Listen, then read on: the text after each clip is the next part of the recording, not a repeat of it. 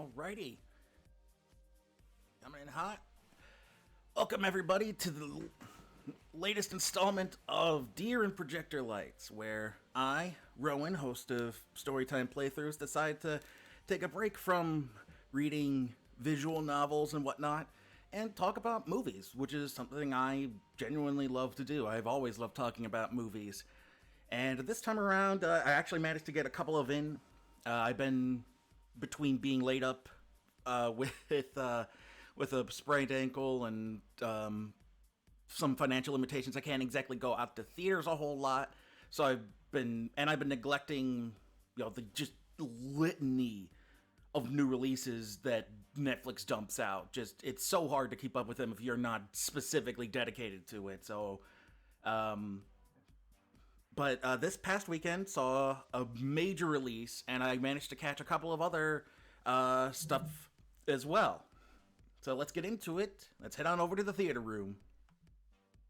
Now, first up is the big release, the big one, the one that everybody has been talking about, be it the box office numbers or the quality of the movie itself or whatnot. But we're talking Suicide Squad, specifically the Suicide Squad, and it's definitely improvement over the last movie. The last movie took itself far too seriously.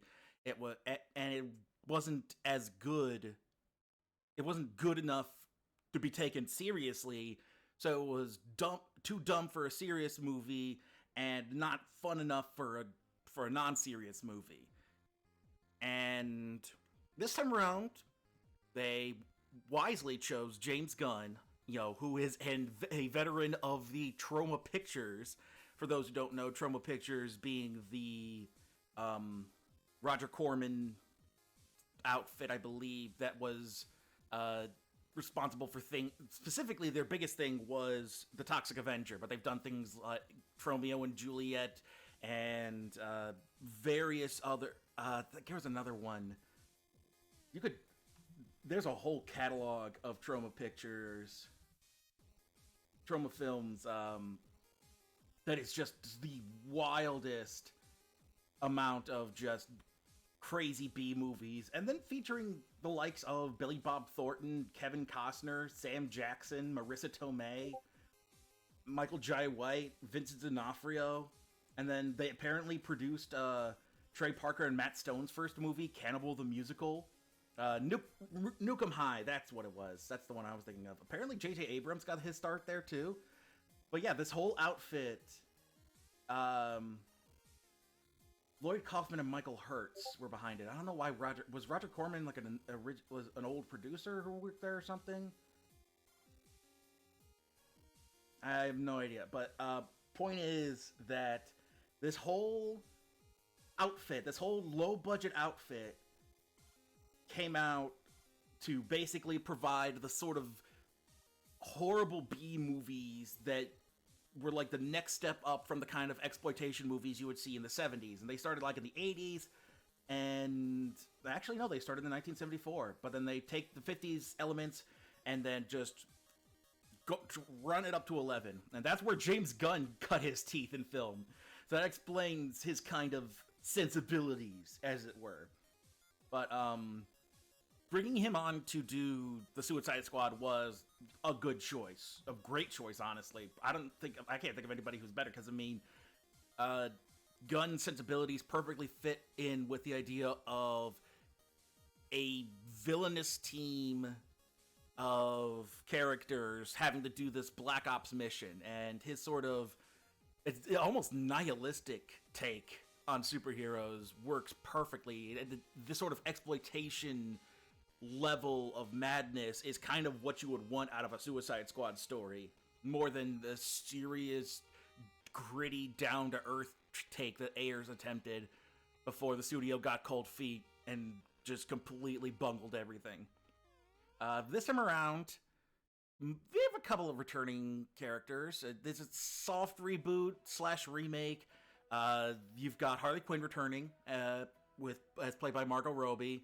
You've got Jai Courtney playing Captain Boomerang, and Joel Kinnaman is playing Rick Flag, and Viola Davis is returning as Amanda Waller. Because those honestly weren't the problem. The cast of the last movie wasn't really the problem, and so bringing them back works great. Meanwhile, you've also got newcomers. If you haven't noticed, the lead is kind of a bit like, you get the feeling that he was supposed to be Deadshot Will Smith from the last movie, but apparently Will Smith wasn't able to return, so they decided to go with a different character in case they wanted to bring Will Smith back in as Deadshot. So they have Bloodsport, who is a deeper cut from the comics. He was a Superman villain, and Idris Elba's if anybody's gonna lead this team of wackos, then I'm glad it's Idris Elba. He's fantastic. But you also got a lot of deep cuts in this movie. King Shark, many fans may know from the new Harley Quinn series on from DC Universe, and now HBO Max. You may know, you may have heard of the Polka Dot Man, but he's an old Batman villain, I believe. Yeah, we're talking like Silver Age, Adam West era Polka Dot Man, and characters like Weasel, who I have never even heard of. Like some of these I've heard of. I've heard of Polka Dot Man. I haven't heard of Ratcatcher. I haven't heard of John Cena's character, Peacemaker. But there's also deeper cuts even within the movie. Michael Rooker plays another character I've never heard of, Savant, who is just a generic supervillain. He's a Batman villain who's only appeared a couple of times, it seems like. You've also got a deep cut that I only heard reference to being Mongal, which is a character in reference to the Superman villain Mongol. What's his title?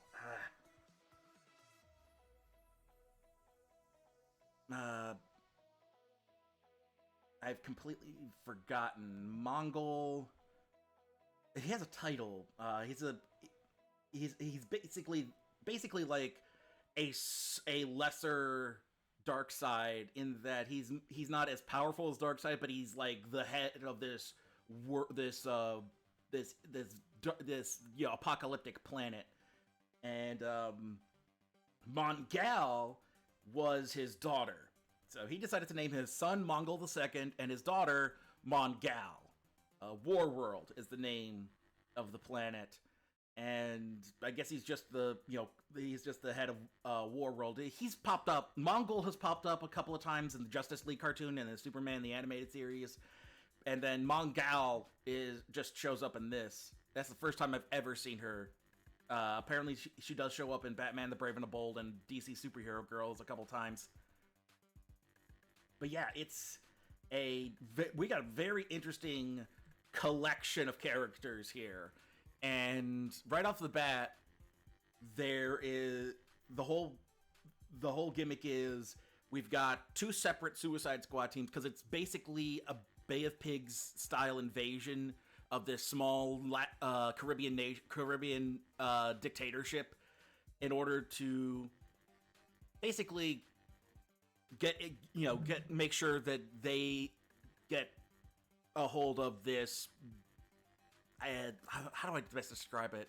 I'll get into some spoilers in a bit, but basically they're sent in there to not overthrow the government, but protect some kind of doomsday weapon asset that was there. And you can tell from the beginning just the very different tone of the film between this and the original Suicide Squad from 2016. This movie starts off with Michael Rooker in a giant, like, solitary confinement cell, but with an open roof. It's a weird setup. It's like got the four walls but no roof, and then it's him bouncing a ball against the wall and then killing a bird with it. Just right off the bat, the first scene in the movie is Michael Rooker as Savant killing a bird for no reason. And that's the kind of, like, mean-spiritedness we're getting from pretty much every character. The heart of gold, the kind-hearted, heart of gold sort of mentality very rarely shows up. You've only got, what's her name? What is her name? Cleo Kazo, the second rat catcher, who's kind of the major heart character, the one who is the least villainous, as it were, and has more of a kind nature to her. Although Harley has some too, but Harley is much more chaotic. But for the most part, the characters are pretty much all assholes. Bloodsport's an asshole. Peacemaker is an asshole. Amanda Waller's especially an asshole. And so so you're not dealing with, like, trying to turn these villains into anti-heroes. They're very clearly villains for most of the movie. It's only until they're dealing with much worse villains that they become heroes by default. And I gotta say that the choices here are interesting, because you've got Harley Quinn returning, you got Bloodsport in place of Deadshot, and it's basically the same thing. But Idris Elba does great as this sort of put-upon character who's only in it because Amanda Waller's threatening to put his daughter in the same prison he's in. Which is, like, just the dickiest of dick moves. Just like, oh no, in the state of Louisiana, she could be tried as an adult. So, you know where she's gonna end up. If things go a certain way, she could very well end up in this prison. Now, do you want to lead my team? God, just like the absolute bastard moves that Amanda Waller makes is amazing. And she works way better here than in the first Suicide Squad movie, where we only got a taste of that. Because that's the thing, is especially if you've watched the Justice League cartoon, you know how just, like, absolutely savage Amanda Waller can be as a character. It kind of sucks that they slimmed her down and made her more svelte. I feel like this would be a great role for Octavia Spencer if it was more like the pre-52 reboot of Amanda Waller, and she was a bit bigger. But Viola Davis is still a fantastic choice to play her, and she especially here she even gets to go off at one point. She's so great. And you've also got Peacemaker, who he's kind of like, they describe him as like a douchey Captain America. I would say that he's kind of like Nuke, the character, smaller Marvel character. He showed up in season 2 of Daredevil, I believe, or season 3, one of the Netflix shows. It was either Daredevil or it was the Punisher series that Nuke showed up. But Nuke's whole thing is that he's a drug-fueled, jingoistic, ultra-nationalist killer. And Peacemaker's kind of like that, only he's like a really, really old character from, like, the Silver Age. And I'm wondering if... Because, like, I think that the villainous take on him didn't really come into play until much later. Because I think...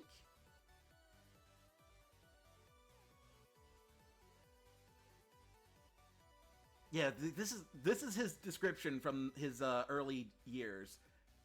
The Peacemaker is a pacifist diplomat so committed to peace that he was willing to use force as a superhero to advance the cause.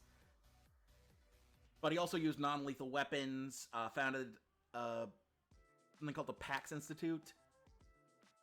And, I mean, he was going up against, like, Nazis and warlords back in the day. At some point, I think they decided to turn him into a more villainous character by like having him be more like a U.S. agent or sort, that sort of thing, like what Captain Falcon. I keep doing that. Falcon and the Winter Soldier, because I want to say Captain America, because it ended with him being Captain America, but I end up defaulting back to the Falcon, so it ends up being Captain Falcon and the Winter Soldier. There's a series for you. But yeah, I guess since his introduction, I don't know if that's picking up on camera or not, on mic or not. Doesn't look like it. All right. Sorry, water. I'm down here in the basement, and the water heater is like right there behind the door, and I'm wondering how much it's being it's being picked up because it just somebody's turned up the water somewhere in the house. But anyway, Peacemaker. That's a way deep cut that I had never even heard of. But apparently, he even showed up in the Doomsday Clock sequel to Watchmen that DC did. And I have no idea how he is as a villain in the comics or anything like that, how villainous he is, but yeah, they basically make him into like an angry soldier boy from one of those war movies. That's the thing, is this very much feels like a Vietnam era exploitation style movie, like a Dirty Dozen sort of thing or something like that, or this very much has that sort of inspiration on its sleeve. But rounding out the roster, you've got Nanaue, the King Shark, who is basically is this kind of like old school era Hulk, where he's not muscular, he's just big. He's almost like a strongman character from the circus, and he has a limited capacity for English, and so he's basically like a child. So you got his Sylvester Stallone coming in going like, "Hand, friend," and he's great. He's fantastic. And then you've got Polka Dot Man, who originally what was his deal? He's able to his polka dots are able to become various weapons. It seems like apparently the red polka dots are buzzsaws. The gold polka dots become like a flare. White polka dots become bubbles. It's weird. I have no idea about this, but he's very much in the vein of like 66 era Batman, that Silver Age goofy era. In this movie, they've made it so that the polka dots are actually a interdimensional virus that the character must expunge from his system or it'll kill him. So that's fun. Hey, that's fun. But the polka dots end up being like corrosive sort of entities once they're expelled. And then lastly, we've got Ratcatcher 2.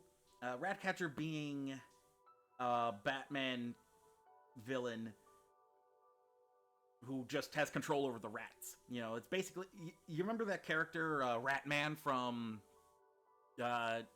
Justice Friends, that little subsection of Dexter's Laboratory?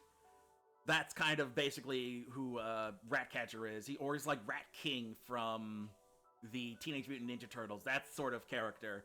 Actually features Taika Waititi as the original Ratcatcher, and then his daughter is played by Daniela Melchior, taking over the role of Ratcatcher and calling herself Ratcatcher too. And yeah, she's very much the most three-dimensional character in the squad. Like, Bloodsport does get some more dimension to it, but he's so much of a hard ass and cynical and just tired of feeling like he's put upon there. Peacemaker is very much a big dumb jock character. King Shark's a doof. Harley Quinn is an agent of chaos. Polka Dot Man is a nebbish guy with mommy issues, and Ratcatcher is a much more nuanced sort of three-dimensional character by that's she's kind of like the main focus in that regard. But yeah, the whole premise here deals with them doing this sort of Bay of Pigs, or there's another, I forget what the other operation was, but there's another operation of the CIA trying to invade Cuba. That this is very much a takeoff of, but once they're there to hunt down Project Starfish. And if you've seen, they show a bit of him in the final trailer.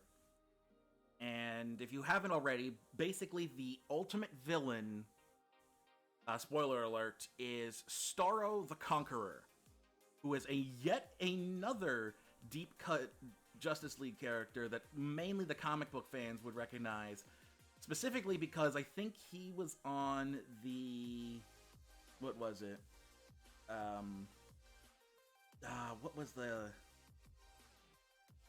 Which issue? Was it the first issue of Justice League?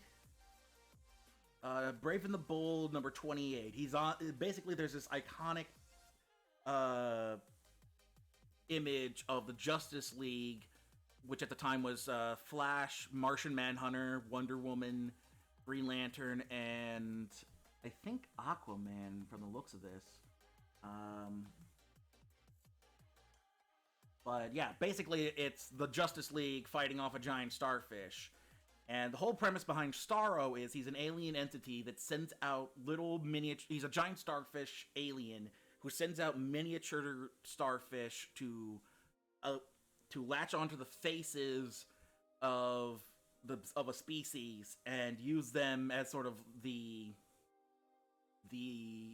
avatar for him. And he was one of the early era villains for the the Justice League, and he doesn't get a whole lot of play. This is actually the first time I've seen Starro in any sort of media that I can remember. Apparently, he showed up in the Superman animated series and Batman Beyond. And then Brave and the Bold, which captured a lot of these sort of deep cuts in the DC universe. Alluded to in Smallville, alluded to in Arrow. And then apparently appeared in Powerless? How did I miss that? Poor shout out for Powerless, the poor DC side series that couldn't even get, that ended up being a lesser Agents of S.H.I.E.L.D. and it was actually really solid, especially Alan Tudyk as Bruce Wayne's loser cousin. But yeah, doesn't make a whole lot of appearances, nothing major. We're talking like, a couple of appearances in the cartoons, and then cameo as part of the Fortress of Solitude in Injustice, the first Injustice game. And then minor cameo appearances or allusions to him, but never really major focus outside of maybe an episode of, apparently a couple times in Young Justice he was a major villain, and then made a cameo appearance in the animated series. But yeah, Starro is a deep cut major villain of the DC universe, and I think they handle him really well here as the big bad. He's very well executed as he's coming if you're familiar with DC Comics and you're hearing Project Starfish and all that, and then they start showing clips of archival footage of NASA finding a starfish in space. And then you begin to learn what's really going on, and it's very much like a, secret government organization, secret government conspiracy sort of thing to test this, alien life, to study this alien life form, see if they can use it to their advantage. And I think that's what I especially liked about this, because given this sort of premise, the invasion of a small Caribbean dictatorship nation, it very much feels like it could go a sort of nationalist jingoist route, the way that a lot of those old type of movies used to be, and the way that people always, this is a very big thing in like the 80s under Reagan, where they had stories of them going into South America and Central America to fight, to fight the evils of communism.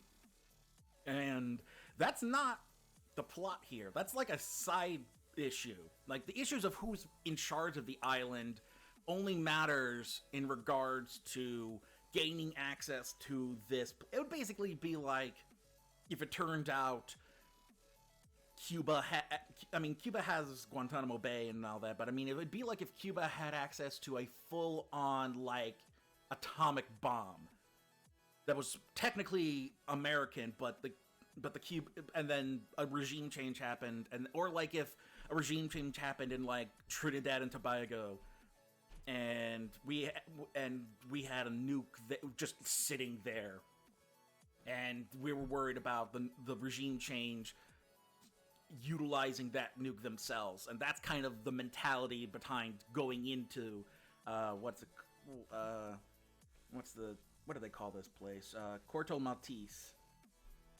And I think that's probably the best they could have handled that premise, because that's a loaded premise, especially nowadays. And I think Gunn handled it well enough without it being like wholly offensive, because it's ultimately not the who's in charge of the island and that sort of thing. I mean, they mentioned that the freedom fighters, and they do show that the generals who took control are bastards in and of themselves, but then everybody's a bastard in this movie, so it's not like they're out of line with any of the other characters, because everybody's a bastard here. But I think the point isn't so much about them needing to go in for regime change, because the villain wasn't the island dictator by the end. Didn't matter who was in charge of the island by the end. What mattered is there's a giant goddamn kaiju starfish that's gonna take over the world, and somebody should do something. But yeah, I think the way it's handled is about as well as you could without going all in one way or the other. It's definitely my most like iffy part of the movie. It's the part that I'm not quite sure how I felt about it, and I still need time to digest that aspect of it. But at the same point, like, so much of the movie is just the humor, because it's just like these characters playing off of each other, and just the one-liners back and forth, especially between like Idris and John Cena. John Cena is used better here than he is in Fast 9. John Cena is way more fun and comedic here than he ever was during the run of Fast 9. He was so self-serious. They treated him so self-serious there, part of this melodramatic plot. Here, he's getting to be this frat boy supervillain, and just being just so tryhard, and he's great. He has such great comedic timing here. But yeah, it's very much, consider this in line with something akin to Deadpool. This is very much akin to that in terms of its comedic tone, in terms of its goriness.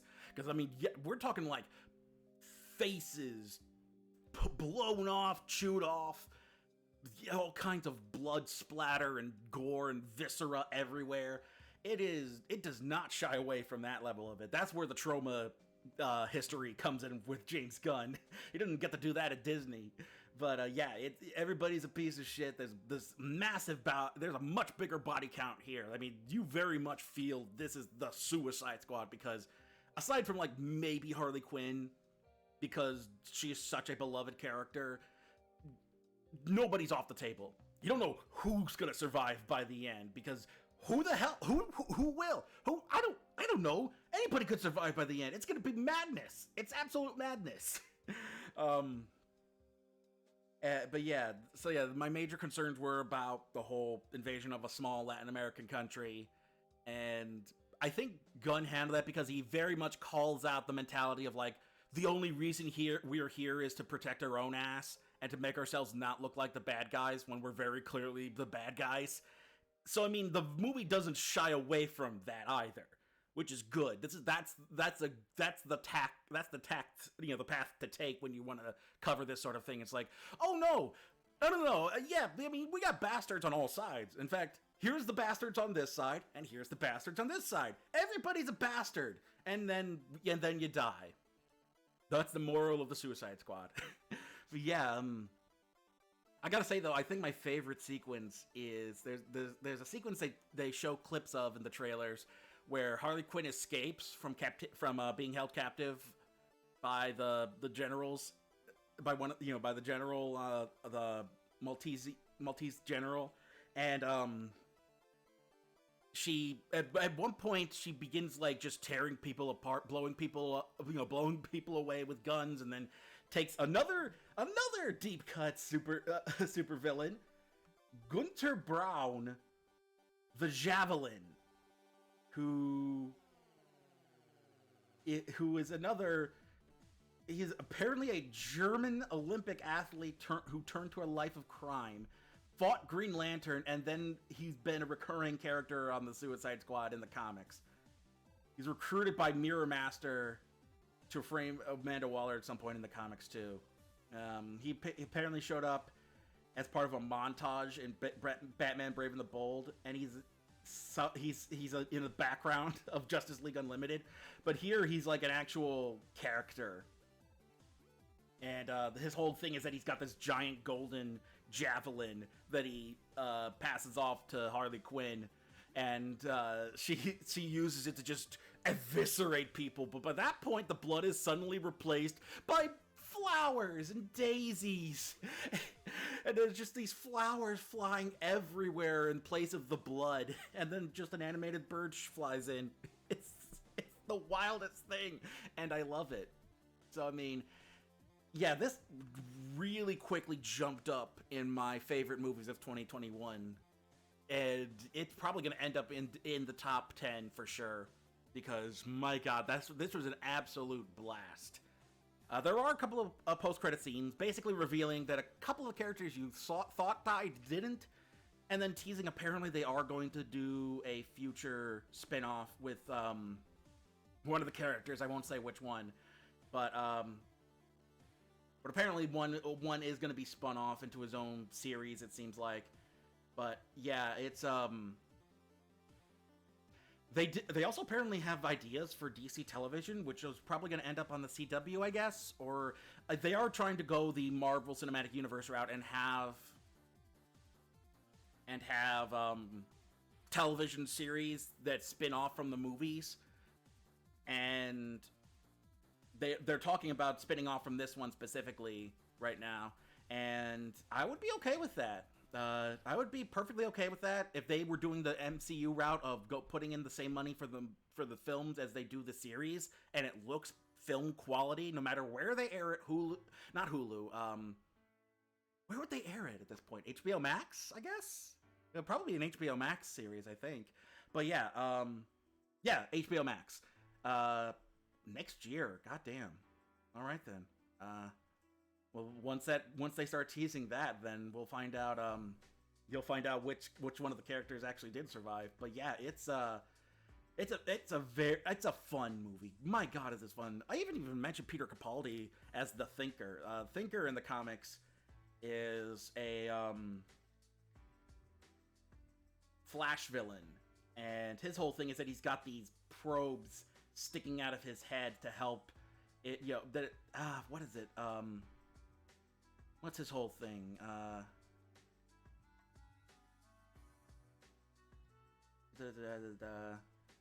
It's basically his version of a thinking cap, and originally it was a cap he put on his head, and then nowadays it's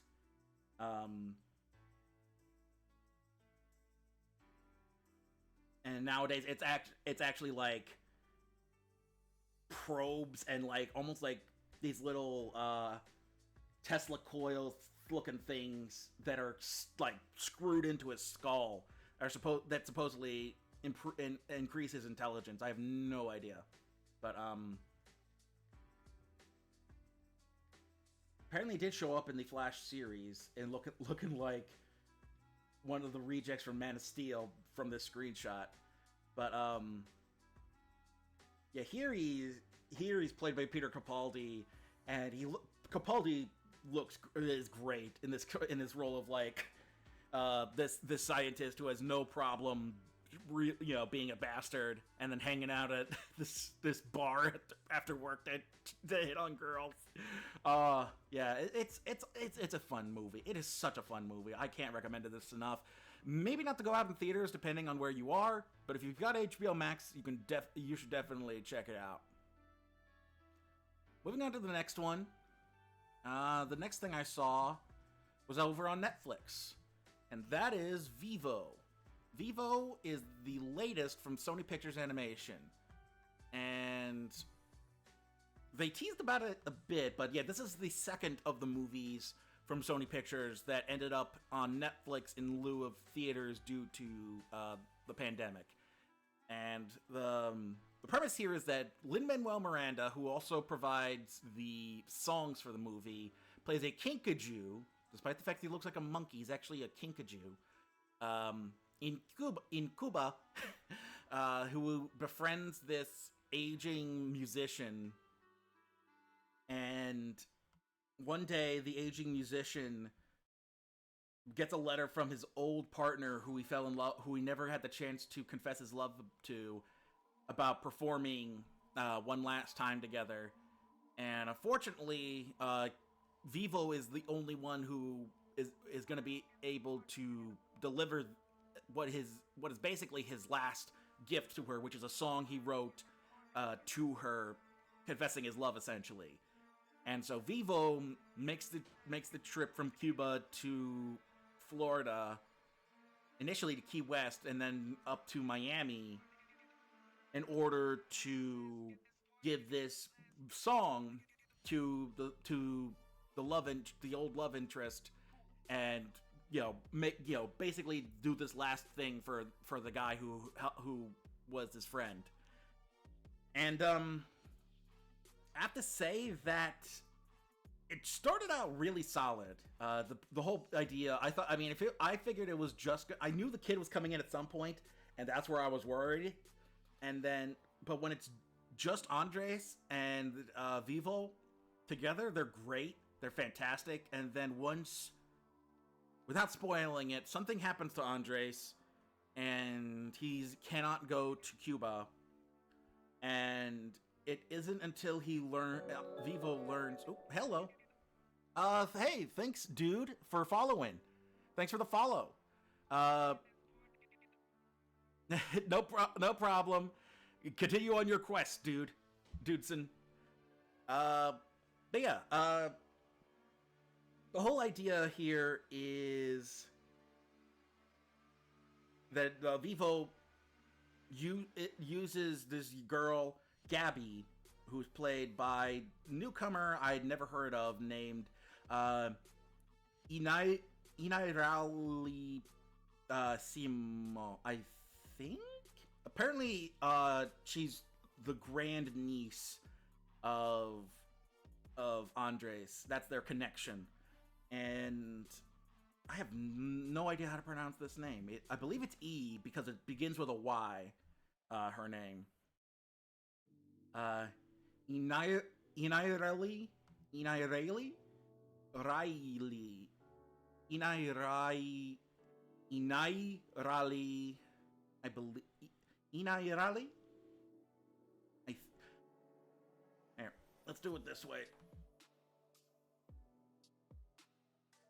Let's go to Google Translate and see if I can use Google's voice function to read it out to me. Let's put it in Spanish and put it to English. Inairali. Inairali. What's her last name? Simo. Inairali Simo. This is her first time performing. She's brand new right off. Apparently, she's only 13 years old, but yeah, she sings and raps some of some of uh, some of the songs in the movie as well. And I gotta say, it's not the kids' fault, obviously, but the kids in this movie just were not very good. I don't think. I think they got on my nerves the most because at that point it stopped feeling like a family film and more like a little kids film. And Gabby herself has some own issues I'll get into, but yeah, the premise here is fine. But once he gets from Cuba to Florida and it becomes basically a road trip movie, then it's kind of loses pace and becomes fairly generic and by the numbers. A part of that, I think, is because this is co-directed and written by Kirk D'Amico, best known for The Croods and Racing Stripes, as well as Space Chimps. Apparently, he also did the part of the screenplay for Quest for Camelot. I don't know if he did the whole thing, but yeah, this guy is a fairly generic family, quote unquote family, but mostly little kids maker. He wrote directed Space Chimps, he wrote directed The Croods, and he co-wrote directed this alongside some other people. Brandon Jeffords is the other director, and Brandon Jeffords is from the art department at Sony. So he also worked on Hotel Transylvania, Cloudy with a Chance of Meatballs 2, Mitchell's vs. the Machines, Smurfs Lost Village. He was the head of story. So you got one guy from the art department at Sony and another guy who's just had a long history of fairly mediocre kids movies under his belt. And then you've got the other part of the screenplay is written by Chiara Alegria Hudes, who was also a writer. Wait, is she the playwright behind In the Heights? Is that who that is? She's the... I think that's her. Hold on. I think that's her.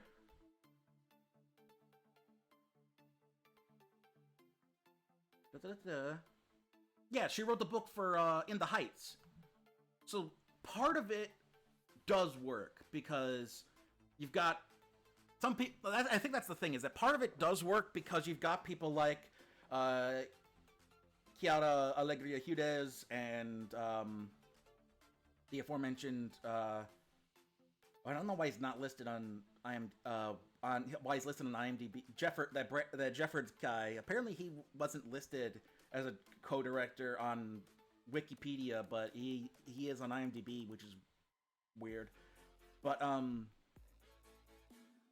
yeah. So I mean, part of it is well written. I think the parts of it that deal specifically with Cuba and with this family, I get the feeling are from Chiara, whereas Kirk D'Amico provides the funny talking side characters like the bird, like the Spoonbills and the Everglades. And hold on a second, that's been bugging me this whole damn time.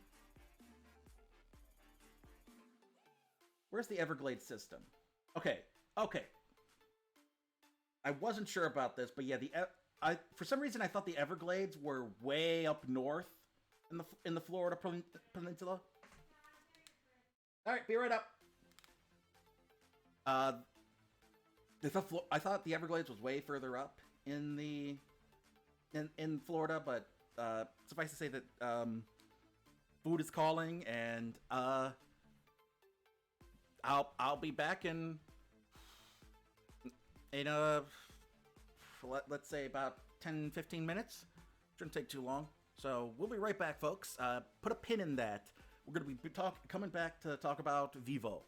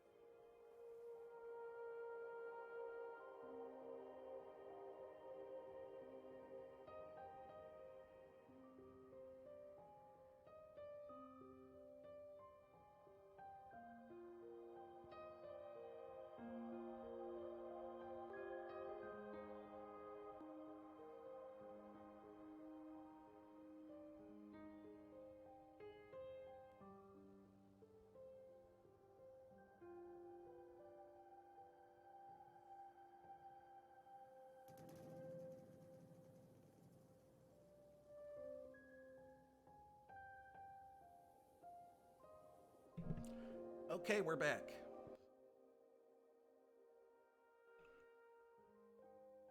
Sorry, dinner came right in the middle of that. Yeah, for some reason I thought Everglades were higher up, but yeah, no, that makes more sense. So that it does make more sense. But yeah, yeah, what this movie turns into is Gabby, who is the flamboyant, really trying hard to stand out and kind of obnoxious grandniece of Andres, helping Vivo get to Miami in order to give the song to Marta, Andres' old performing partner. But yeah, this whole movie feels, after they leave Cuba, it kind of feels half baked. The problem is that Vivo doesn't really have Vivo the character doesn't really have an arc. Doesn't really have a motivation besides wanting to do this one last thing for Andres, but doesn't really have anything else going on for him. And they do try to hint at one for Gabby as her and her mom deal with apparently the loss of her father, but Gabby never really gets much development in that regard. Like, they spend so much time with her being, an obnoxious little kid that when they do try to spring in the character development portion of the mom and the daughter dealing with the loss of a father who she was much more attached to, by the time they bring that in, it's the end of the movie and you're rushing it. Like, this should have been something that went on over the course of the movie, but you put it all in at the end because you spent so much of the movie padding it with hijinks. And yeah, the whole thing of like the Spoonbills, played by Brian Tyree Henry and Nicole Byer, is just doesn't need to be there at all. They add nothing to the movie. They're completely pointless other than to pad out the runtime. Like, Michael Rooker, second movie I'm reviewing this week with Michael Rooker in it, as a giant anaconda. He is more interesting than the Spoonbills are. And I think the entire portion of the Everglades storyline should have been them trying to escape the snake, dealing with the snake. I feel like Hold on. Something's coming up.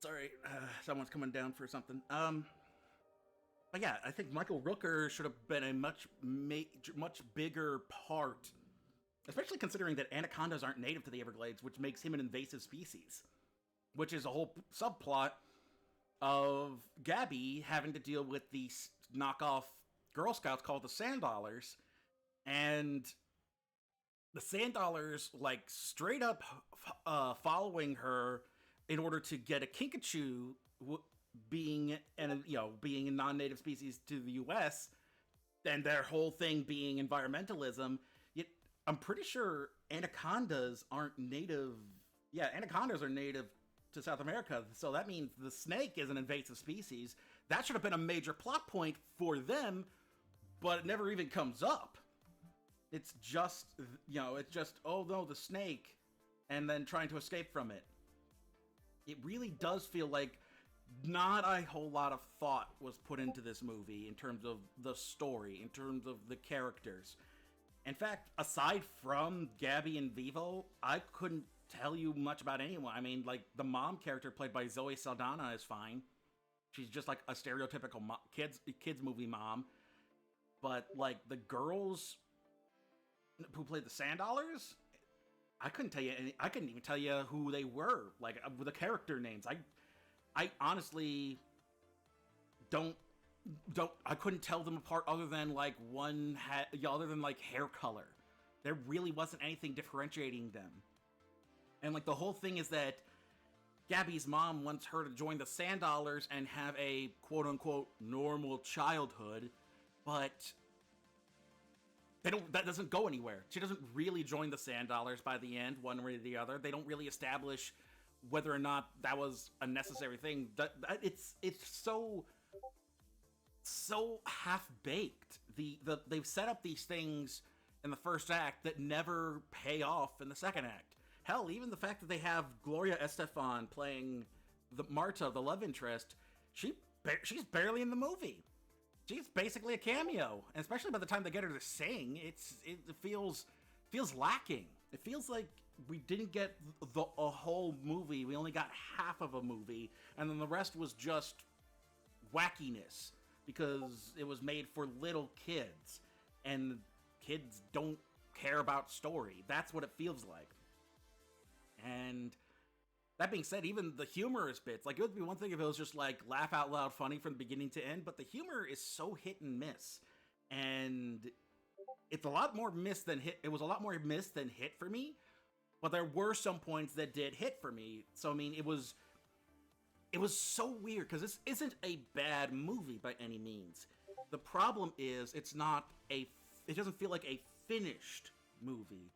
It feels like they came up with the premise, came up with a baseline, and then forgot the rest of the movie. Like here's the plot. Okay, what about the characters? What about the characters? We have a plot. We don't need to do any more work. It feels like they didn't finish the movie. And that being said, the animation is gorgeous. Both the animated movies from Sony Pictures this year on Netflix are absolutely gorgeous to look at. And the soundtrack is solid, although I would rate it a little bit lower than In the Heights or Hamilton. I mean, it's still Lin-Manuel Miranda's style, so if you like that style, you'll probably love this soundtrack. But yeah, it really is. Not to mention the fact that because this is an animated musical, we have points in this movie where the animals, specifically Vevo, will sing along with the human characters, specifically Gabby. But they establish throughout the movie that the animals and the humans don't actually communicate. That the animals think and talk and all that, and can understand human speech, but the humans cannot understand the animals. So how does that work when you get into the musical numbers where all of a sudden they're singing and dancing in unison, or in a duet? It feels like, once again, not a whole lot of thought was put into it. It's like we had this idea and we went for it and then forgot about actually like finishing the idea.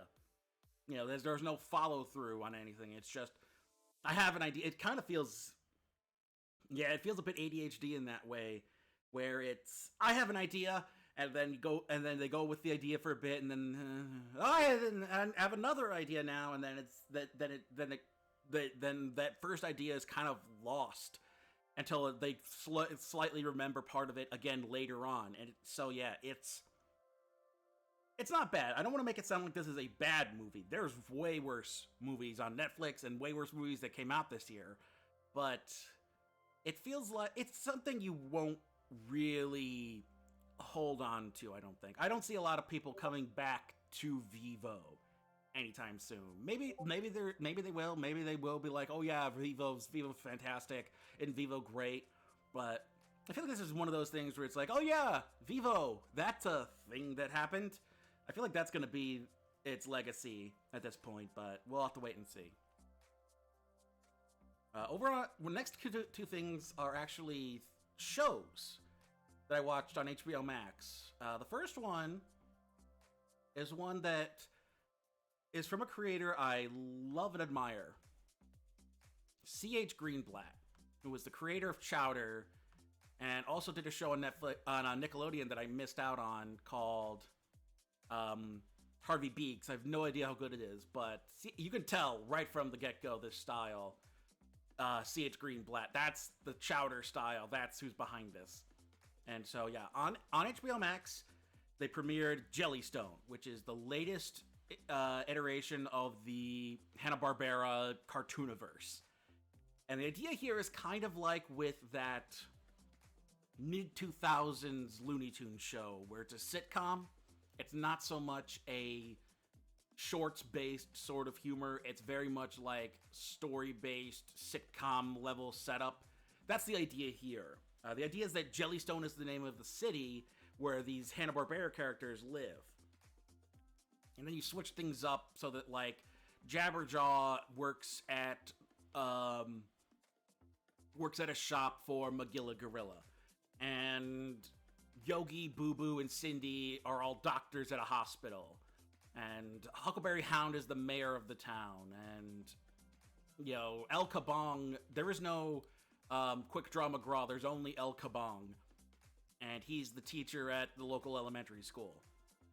So you've got all kinds of stuff like that. Top Cat and his friends are still just alley cats.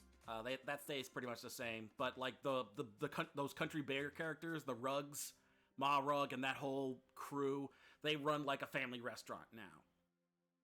And I'm okay with that because, it's kind of limiting to only just be the same iteration of the characters again and again and again. Allowing for, switching things up, bringing back characters, but as, like voiced by women this time. There's a lot more female voices this time around. Specifically, Jabberjaw is female now. Augie Doggy is now Doggy Daddy's daughter instead of son. And so it's not, that's my boy, that's my girl, that's my girl, that's my daughter. That's same dynamic, it's just gender flipped. Because a lot of these characters, it doesn't matter. Like, it doesn't matter that they swapped the gender for a couple of Top Cat's crew, because outside of Mexico, where Top Cat got really popular, I don't think anybody's gonna really care if their gender swapped. Like, oh no, they made Loopy?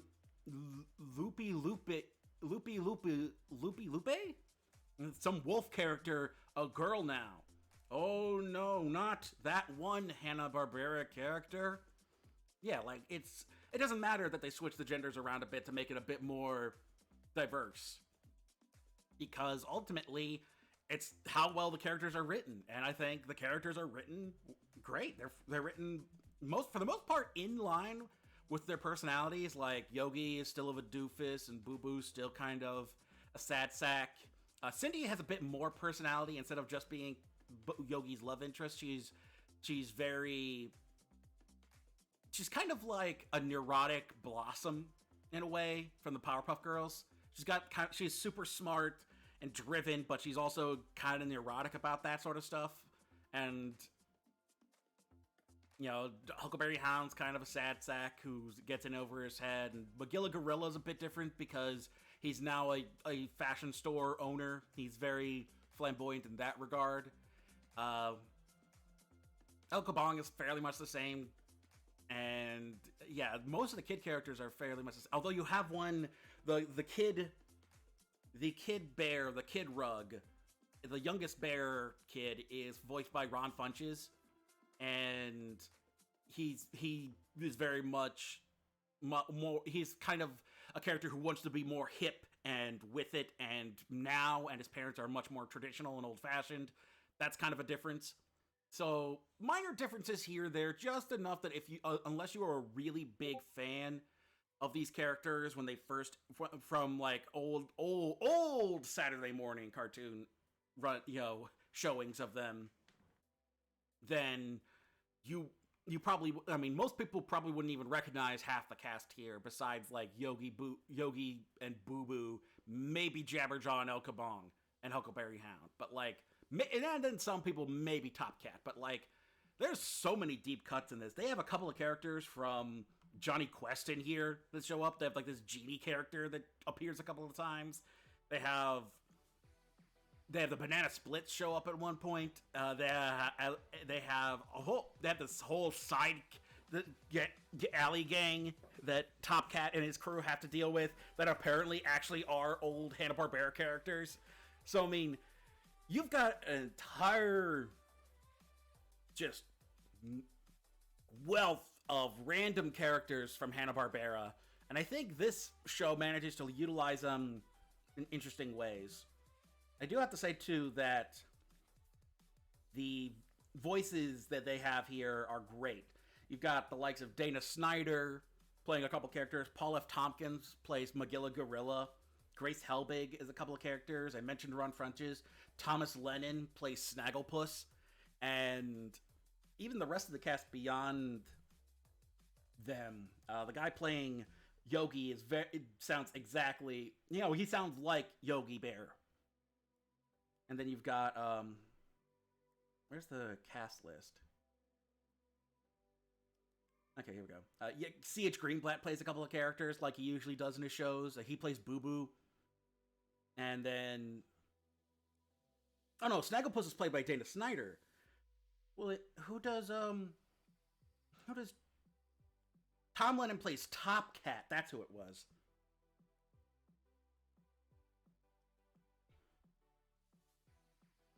Yeah, Magilla Gorilla, Shazam, the genie I mentioned, he was another Hanna-Barbera TV series from back in the day, apparently. Johnny Quest and Haji show up. Loopy de Loop is the character's name. And Loopy de Loop was just another Hanna-Barbera character that they made up. With the pun being that Canis lupus is the species name for the wolf, and he's loopy, but apparently he's also French Canadian. I don't know. Like I said, most of these characters I've never even heard of. Yeah, but I've heard of the main ones like, okay, Ranger Smith was the president. Okay, he's the hospital president. I was wondering who that was. Okay, yeah, Ranger Smith shows up a couple of times. Not a whole lot. He's not very present. But yeah, like, when you dig into just how many Hanna-Barbera characters just show up, you've got the likes of Captain Caveman, Peter Potamus, Wally Gator, Bobby Louie from the Quick Draw McGraw Show, Touche Turtle is the chief of police, Grape Ape is just a kaiju that shows up, Lippy the Lion and Hardy Har Har, which are a lion and a hyena. Mildew Wolf. Speed Buggy shows up at one point. Adamant shows up at one point. Mr. Peebles, the pet shop owner from the McGilla Gorilla Show. Yeah, so I mean, you've got all sorts of Jay Wimple Dimple. Once again, an old hunter from the McGilla Gorilla Show. So I mean, you've got all kinds of guest characters, background characters, references to all sorts of Hanna Barbera lore, and I think it's handled really well. It's funny and it works, and there's enough there for like the old fans to really dig and get those references while still being its own thing and having a lot of fun being something new and a new way to introduce these characters. And you've got, I mean, the plots range all over the place. They're very much cartoon plots. And they're very much cartoon sitcom plots. Like, at one point, Grape Ape just shows up and falls asleep in the middle of the town. That's in the first episode. That's one of the segments in the first episode. Yogi and Boo Boo get into a fight about elevator boots. Doggy Daddy and Augie Doggy have a whole series of episodes where their dynamic is Doggy Daddy is very obsessed about being a dad. And Captain Caveman has a thing where Cavey Jr. shows up. There's the one with the Banana Splits gang. Shag Rug, the baby bear from the Rug family that's voiced by Ron Funches, wants to turn his family's cafe into like a nightclub, and that's where the Banana Splits show up. Huckleberry Hound holds a contest to find the new face of Jellystone, and there's just an episode towards the end where Huckleberry Hound wants to do a tourism video that ends up having a random anime reference. But where he and Yogi are fighting, because Yogi gets way too into the idea of directing this tourism video. But yeah, it really is a fun series. I would highly recommend you check it out on HBO Max if you got it. Because I mean, we're talking deep cuts into the lore, like Funky Phantom shows up. There's a deep cut for for a lot of people. Rough and Ready are robots. Who are Rough and Ready in the original run of Hanna-Barbera? Rough and Ready. Yeah, they were just a regular cat and a dog, and here they're robots. Just robots that Doggy Daddy had made, just because. Like, who's really Ding-a-ling Wolf? Is anybody gonna really worry about Ding-a-ling Wolf not being show accurate? Or Yaki Doodle? Like, that's the big thing is that it allows itself the freedom to play around with this universe without being beholden to certain aspects, but it's still a whole lot of fun. It's just a whole lot of fun overall, and I think it's a great show for Greenblatt, and I hope he gets to make more of it, because I enjoyed it a lot.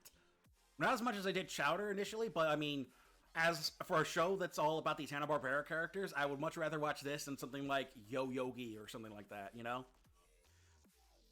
And sadly, we're not going to end things on a good note, because the last thing I watched was a little show called The Prince. Now, I don't know how many people heard about this. This is another HBO Max show. This is from one of the co-producers and writers of Family Guy. So basically, like, one of the minds behind Family Guy. You know, kind of like how Friedberg and Seltzer were always sold as from two of the writers of Scary Movie. It's that sort of thing. And the premise here is that it's the lives of Prince George, the lives of the royal family from the point of view of Prince George, i.e. the youngest of Charles's children. Or I guess the oldest of Charles's children? But yeah. basically, what if Prince George was Stewie Griffin? That's basically the show. And I did not watch, there's like 20 some odd episodes. I only watched the pilot and I said, nope, I'm done. I ain't doing no more. I can do no more. There is no more that I can do for this show, because that pilot was terrible. The premise of the pilot is Prince George making it so that Kelly Ripa can be knighted so that he can get her to follow him on Instagram just so he can unfollow her. That's basically the premise for the episode, and then the other royals show up at some point, along the way. And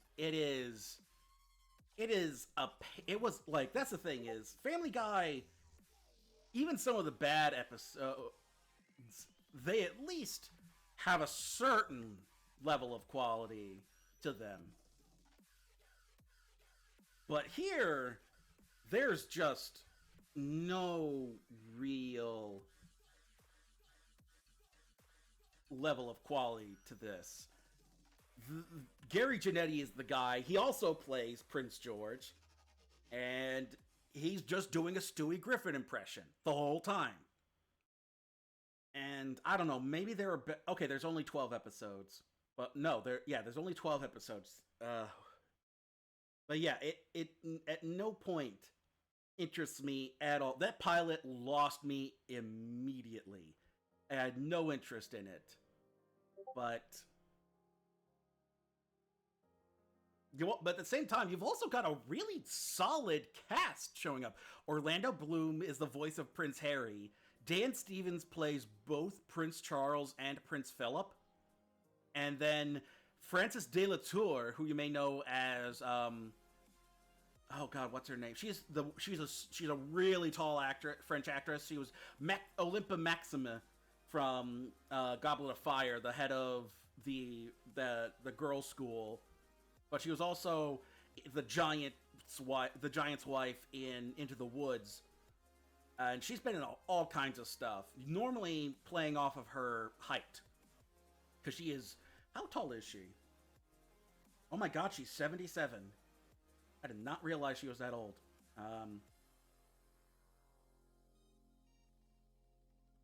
Where's her height?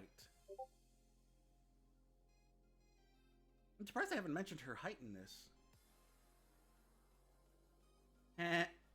Princess de la Tour is a socialist and was a member of the Workers' Revolutionary Party in the 70s. I like her even more. Apparently she was also in a bunch of adaptations of Poirot. Interestingly enough. Wait, what Alice in Wonderland is this? Oh, she was one of the ants in the Disney live-action remake Alice in Wonderland. And then she was the Rat Queen in that really shitty Nutcracker 3D movie. Oh, she was in Hugo too. That's right. Yeah, she's all over the place. She was just in Enola Holmes, and I missed her. Damn it.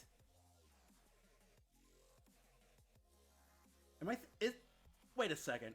Is she really tall, or did they just play off her height? How tall is she? Because I swore she was actually genuinely tall.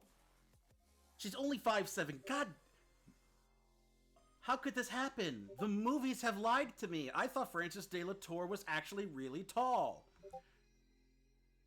Well, then no wonder. Maybe that's because I only remember her for her tall roles, apparently. But yes, apparently she's also been in theater. Has won all kinds of awards, from Olivier's to the Tonys. She was in the History Boys too. But yeah, wait, she's in Enola Holmes and Mr. Holmes, the Ian McKellen one where he plays Sherlock Holmes. Man, she just is all over the place. Okay, so yeah, but once again, Frances de la Tour, who I love, and has been fantastic, and I thought was actually a giant, but is not. She plays Queen Elizabeth, and Alan Cumming plays the personal attendant to Prince George. So I mean, you've got Sophie Turner is Princess Charlotte, George's little sister. So I mean, you've got all over the place. You've got all kinds of. You've got a great cast.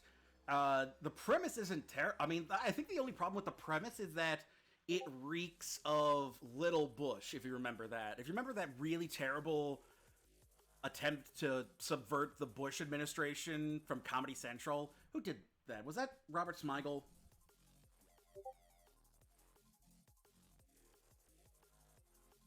Who's behind that? Donick Cary. Apparently he used to write on The Simpsons. And he worked on the Ron White and Naked Trucker and T-Bone show. So yeah, that's the level of quality we're dealing with. But, yeah, remember that towards the end of his presidency, they tried to do, like, a satirical show about Bush? And it was, like, the Bush administration as all these kids.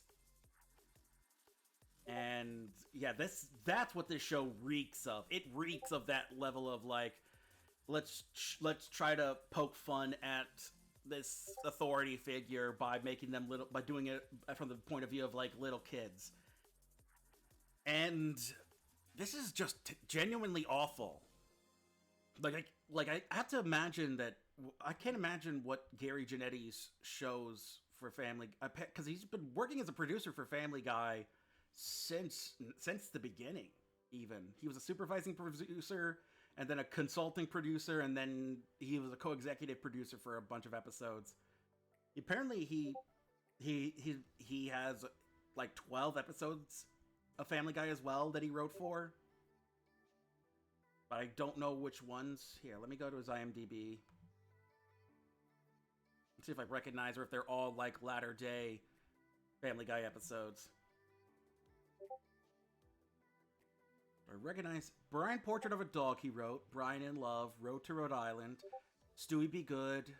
So he did write a couple of solid episodes, but I don't know if he was the only writer or if he was co-wrote that with the other writers in the room, with some of the other writers in the room. But I don't know, just like I don't see there. I feel like there's no real quality control here. It feels so stupid.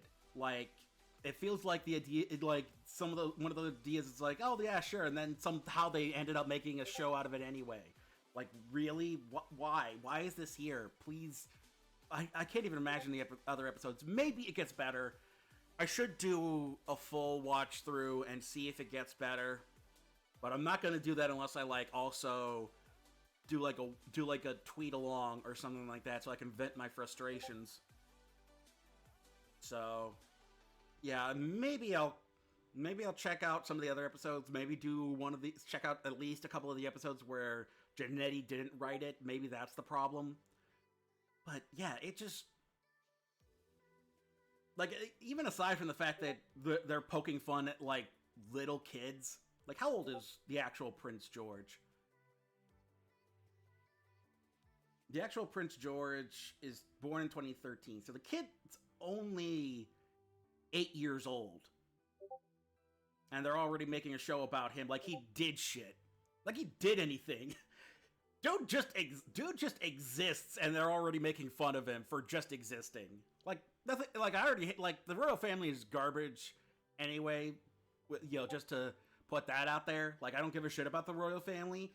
But I mean, at the same point, like, imagine they were doing this, but it was Baron Trump. Like, his dad's the asshole. Make fun of his dad for doing the actual shit. Baron didn't do anything. He just exists in the universe. Like, maybe when he actually does something awful, you can make fun of him. But just for existing?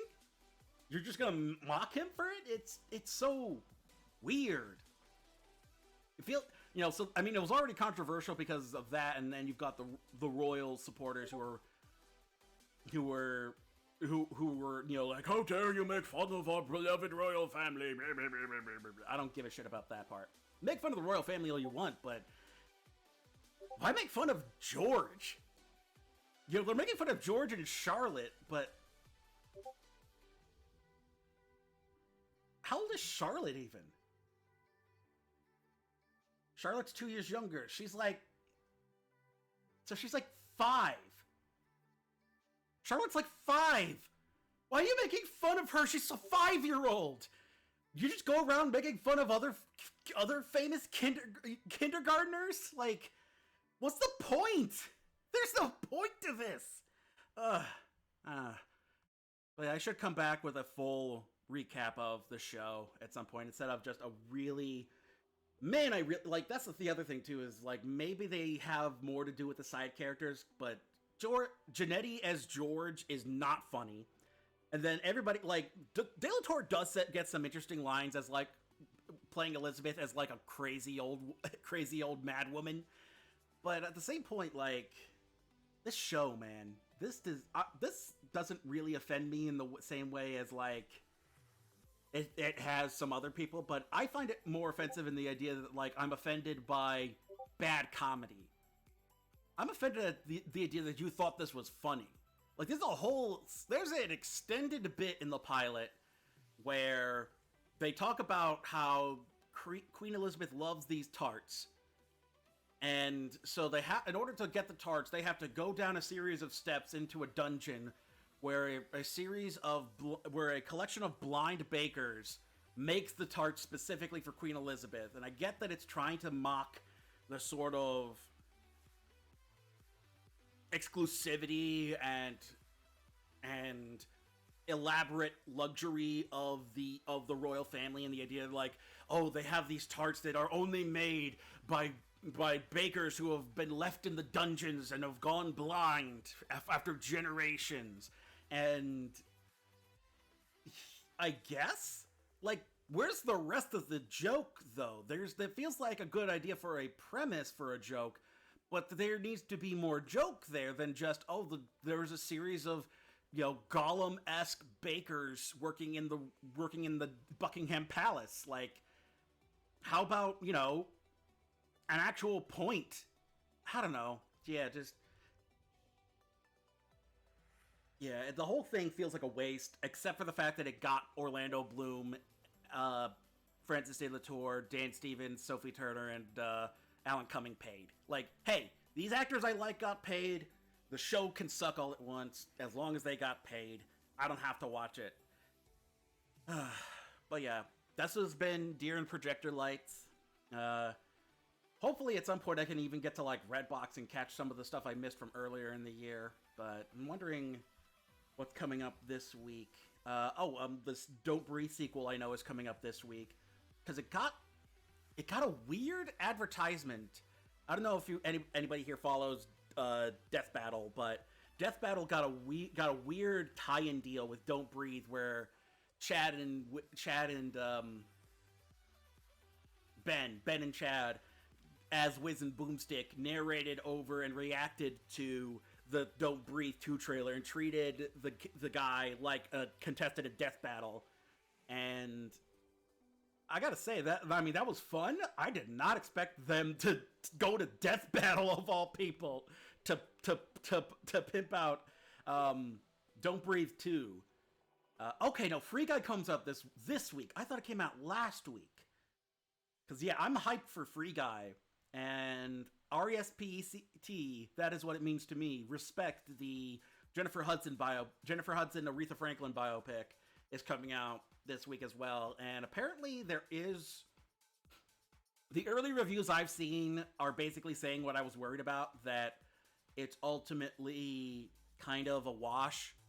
Like, it's just another music biopic. It doesn't really add anything to that genre. And I heard somebody mention Dewey Cox in it, which is like, oof, man, imagine calling out a music-based biopic as not being good as Dewey Cox. I think go rewatch Dewey Cox at some point. I loved that growing up. Also, John C. Reilly doesn't get enough credit. Dude is a fantastic actor. Anyway, that has been Deer and Projector Lights. Go check out the Suicide Squad. Go check out Jellystone. You can check out Vevo if you want, but I would honestly, unless that's your style of humor, stay away from the Prince. even if you like Family Guy, I don't think you'll really like The Prince. It's not anywhere near as good as even later stage Family Guy, I don't think. But that's it for me. So apparently Tricky went live. Can I not? Can I raid? I'm curious. Can I raid?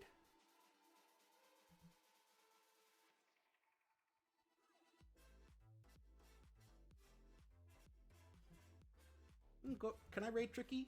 Even with my one viewer?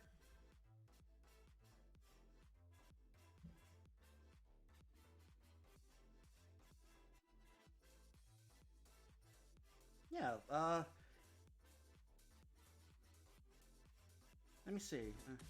I'm gonna wait for her. I'm gonna wait for her to show up, and then we're gonna go raid. The two of us are gonna go raid Tricky because Tricky's great. And so yeah, stick around. We're gonna take part in a raid pretty soon. But hope you enjoyed this installation of Deer and Projector Lights. We should be returning to Doki Doki Literature Club and actually finishing it this Wednesday. So see you then, folks. Bye.